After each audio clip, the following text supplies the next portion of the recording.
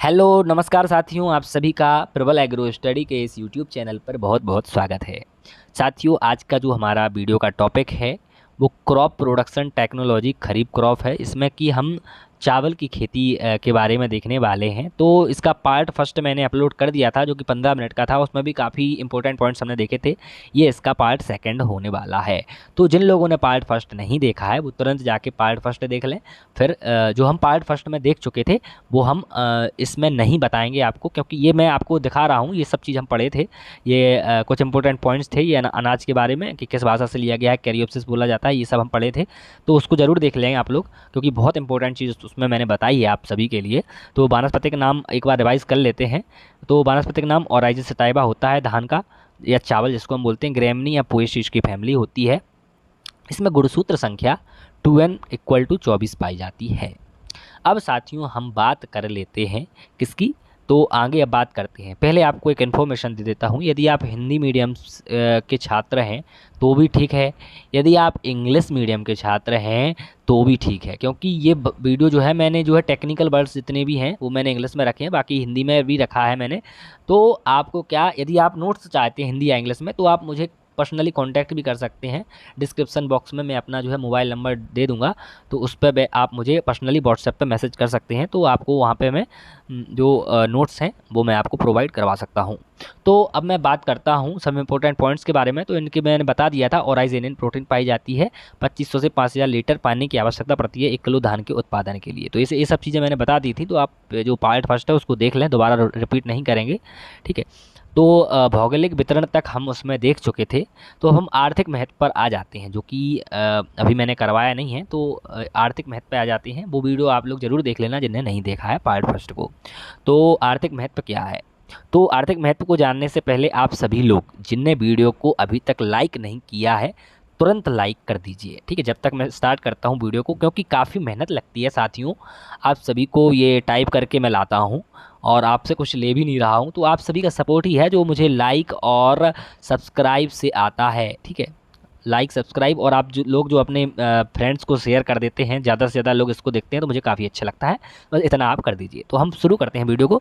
धान का आर्थिक महत्व क्या है, तो बहुत अधिक होता है। धान का जो आर्थिक महत्व है वो अत्यधिक होता है, ज़्यादा होता है, विशेष रूप से एशिया में, मतलब जो एशिया महाद्वीप है वहाँ पर, जहाँ यह मुख्य खाद्यान्न और करोड़ों लोगों का आहार का प्रमुख हिस्सा है, ठीक है। तो करोड़ों लोगों के आहार का प्रमुख हिस्सा हिस्सा क्या है, तो धान जो है करोड़ों लोगों का आहार का हिस्सा है। कहाँ, एशिया में, और मुख्य रूप पर हमारे भारत में भी जो है लगभग 60% लोग का मुख्य भोजन जो है वो चावल ही है। तो इससे आप समझ सकते हैं कि इसका आर्थिक महत्व बहुत ज़्यादा है। देखिए अब मैं आपको एक चीज़ और बताता हूँ, मैं ये टाइप करके क्यों लाया हूँ, क्योंकि जब मैं टाइप करके लाया हूँ तो आप खुद भी पढ़ेंगे इसको और मैं इसको बार बार पढ़ा रहा हूँ, ठीक है।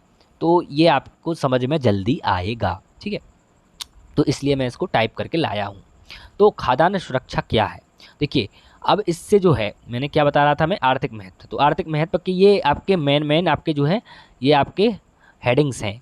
तो यदि आपसे आर्थिक महत्व पूछा जाता है और ये हेडिंग्स लिख के आप उसके अंदर उसी से रिलेटेड लिखते हैं तो आपको नंबर दिए जाएंगे, ये इसके मैं गारंटी देता हूँ। देखिए एक चीज़ और बताना चाहूँगा, यदि आपके एमसीक्यूज़ भी होते हैं क्वेश्चन, या आपका रिटन एग्ज़ाम होता है मतलब जिसमें लिखना पड़ता है, क्वेश्चन आंसर्स आते हैं, तो दोनों के लिए यह क्लास इंपॉर्टेंट है, ठीक है। एमसीक्यूज़ भी होते हैं, और यदि आप किसी नौकरी के लिए तैयारी कर रहे हैं तो उसके लिए भी इम्पोर्टेंट है। तो कितनी अच्छी बात है कि बीएससी के साथ साथ आपकी आगे की भी तैयारी हो रही है, जो बीएससी वाले हैं और जो नौकरी वाले हैं वो भी इस वीडियो को देखते हैं, तो उनके लिए भी ये बेनिफिशियल है, बहुत उपयोगी है।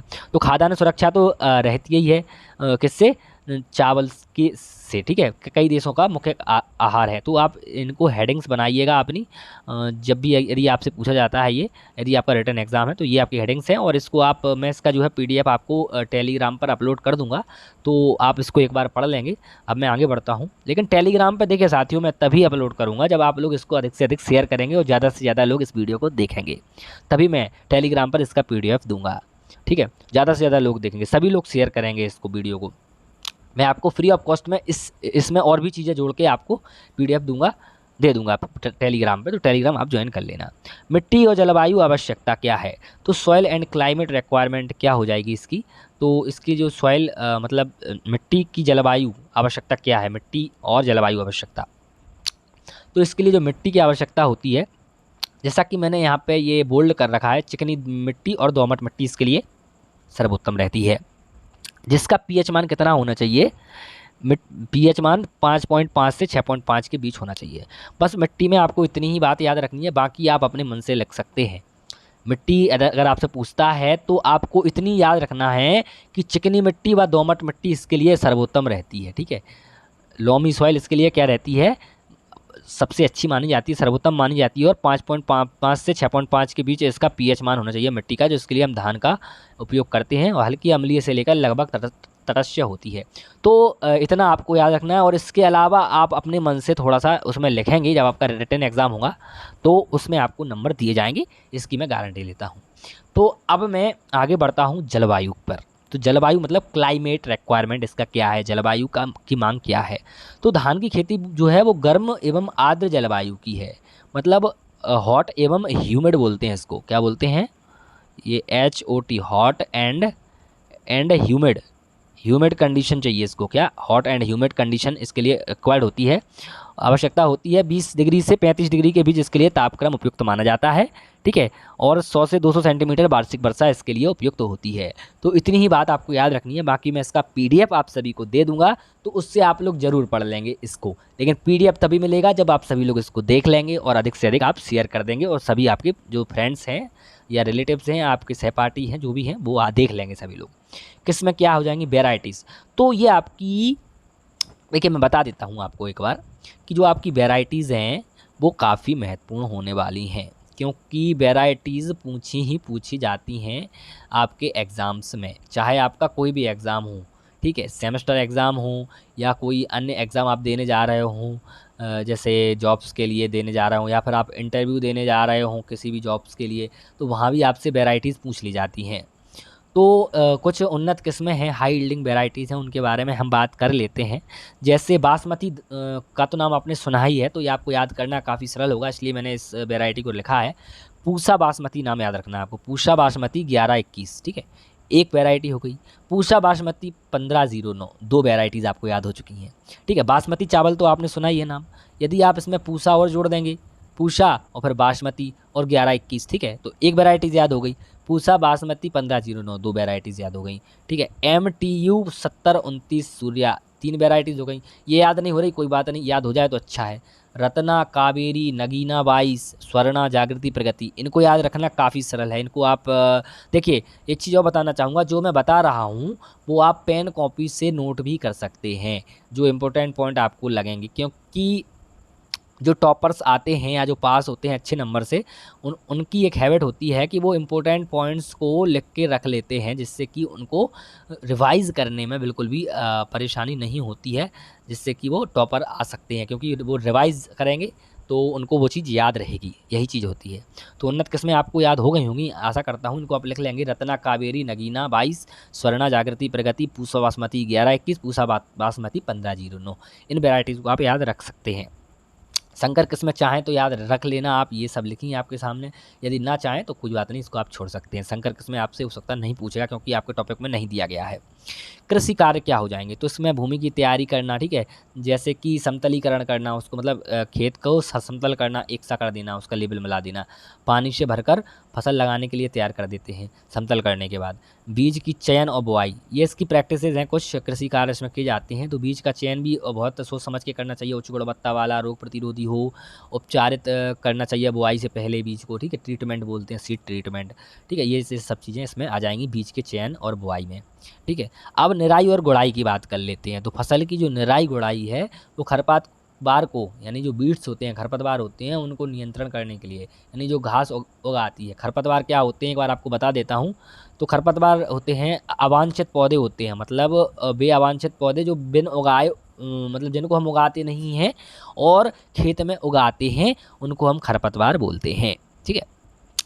देखिए, जितने कम समय में मैं आपको अधिक से अधिक कंटेंट देने की कोशिश करता हूँ, अधिक से अधिक चीज़ें बताने की कोशिश करता हूँ, शायद ही कोई यूट्यूबर आपको इतनी चीज़ बताएगा और इतनी अच्छी क्वालिटी में आपको बता पाएगा। क्योंकि मुझे लगता है कि देखिए, मैंने आपसे कोई पैसे तो लिए नहीं हैं, और मैं आपको वैसे भी फ्री ऑफ कॉस्ट यूट्यूब पर पढ़ा रहा हूँ।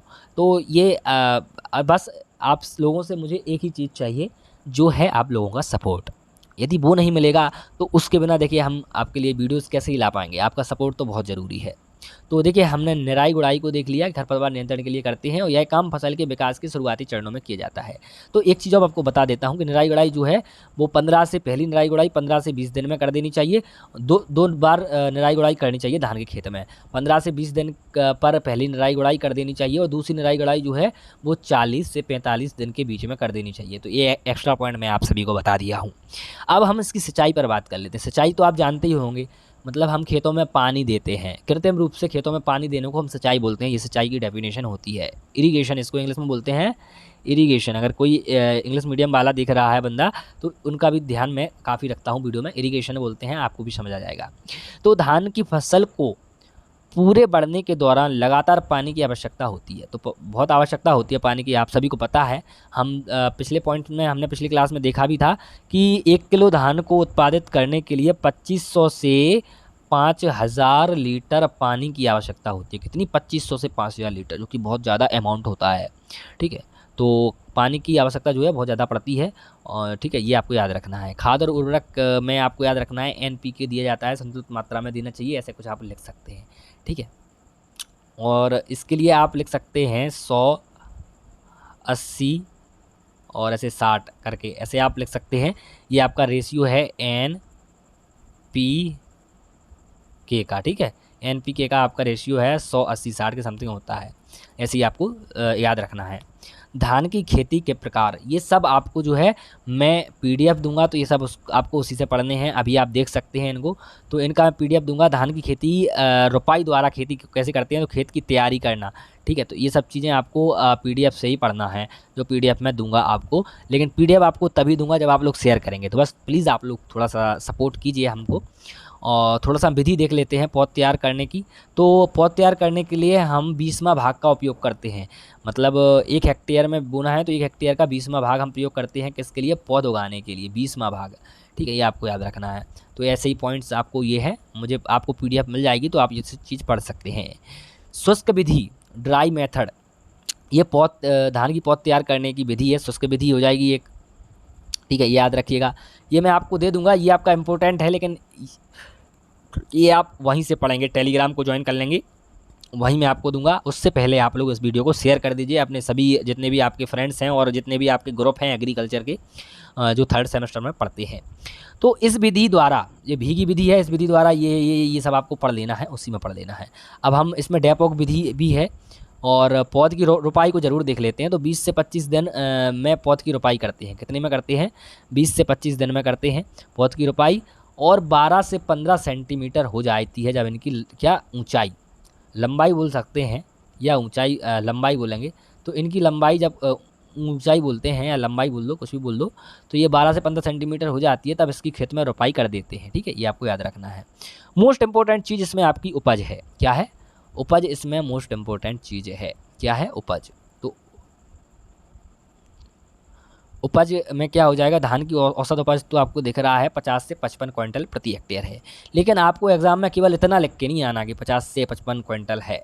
आपको थोड़ा सा भाषा भी लिख के आना है, क्योंकि जो आपका क्वेश्चन पूछता है वो आपको 15 या 18 या 20 नंबर में पूछता है। कहीं 15, कहीं 18, कहीं 20 नंबर में पूछता है। लॉन्ग टाइप क्वेश्चन रहता है, तो उसमें आपको थोड़ा सा बड़ा चढ़ाकर थोड़ा लिखना होता है, लेकिन लिखना होता है आपको उसी टॉपिक से रिलेटेड। तो धान की उपज कई कारकों पर निर्भर करती है, जैसे किस्म, कृषि तकनीकी, मिट्टी उर्वरता और जलवायु परिस्थिति। सामान्यतः धान की फसल उपज 2 से 6 टन प्रति हेक्टेयर के बीच होती है। उन्नत संकर किस्मों से 7 से 10 टन प्रति हेक्टेयर उपज प्राप्त होती है। ठीक है, ये आपको पढ़ लेना है। तो साथियों, ये था आपका धान की फसल। ये हो चुकी है, आपकी धान की फसल कंप्लीट हो चुकी है। तो आप सभी कमेंट ज़रूर करेंगे। आप सभी लोगों का कमेंट मुझे चाहिए कि कैसा आपको वीडियो लगा, किस टॉपिक पे आपको और वीडियोस चाहिए, और जो भी आपके मन में डाउट हो उसको आप कमेंट बॉक्स में ज़रूर लिखें। जब आप लोग कमेंट्स करते हैं तो मुझे काफ़ी अच्छा लगता है कि चलो किसी का हेल्प तो हुआ। ठीक है, तो आप कमेंट्स ज़रूर कीजिएगा। ठीक है, अब हम अपनी नेक्स्ट फसल के बारे में बात करेंगे, जो कि मेज़ होगी। कौन सी? मेज़, या जिसको हम मक्का बोलते हैं। तो जल्द ही आएगी, लेकिन आप सभी शेयर कर दीजिए, तो अगली फसल आपकी जल्द से जल्द मैं करवा दूंगा। ठीक है, सभी लोग शेयर कर देंगे। ठीक है, धन्यवाद साथियों, मिलते हैं अगली क्लास में, अगली वीडियो में। जब तक कि आप सभी लोग अच्छे से पढ़ाई कीजिएगा अपनी, और अगली क्लास में हम मेज़ को देखेंगे, मक्का की फसल को पढ़ेंगे। धन्यवाद साथियों।